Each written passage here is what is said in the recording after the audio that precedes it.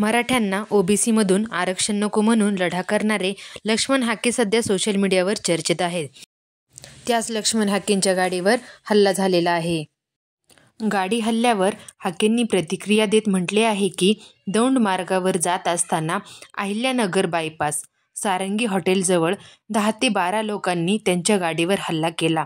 त्यांचं असं म्हणणं आहे की डिपार्टमेंटच्या गाड्या त्यांच्यासोबत असताना त्या लोकांनी बांबू मारून हल्ला केला.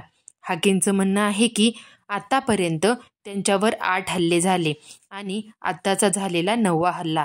हाकेंनी त्यांच्या सहकाऱ्यांवर झालेल्या हल्ल्याचेही सांगितले. हाकेंचं असं म्हणणं आहे की त्यांच्यावर आणि त्यांच्या सहकाऱ्यांवर सतत हल्ले होत आहेत आणि सरकार याची जबाबदारी घेत नाहीये.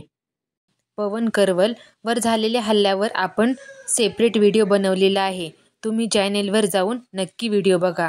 पवन करवलवर कोणी हल्ला केला, हल्ला कसा झाला, सर्व माहिती व्हिडिओमध्ये देण्यात आलेली आहे. हाकेंनी प्रतिक्रिया व्यक्त करताना सांगितले, हे हल्ले चालूच आहेत. महाराष्ट्र सरकारला ह्याची कोणतीच फिकीर नाही आणि ह्याबद्दल आपल्याला कोणाचा फोनही येत नाहीये, असे त्यांनी आपले मत व्यक्त केले.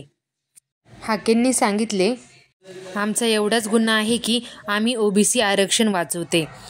हाके आणि त्यांच्या कार्यकर्त्यांवर होत असलेला हल्ला आणि त्यांचं मराठ्यांना ओबीसीमधून आरक्षण नको म्हणून चाललेला लढा, ह्यावर तुमची प्रतिक्रिया नक्की व्यक्त करा आणि कमेंट बॉक्समध्ये नक्की सांगा. जय हिंद.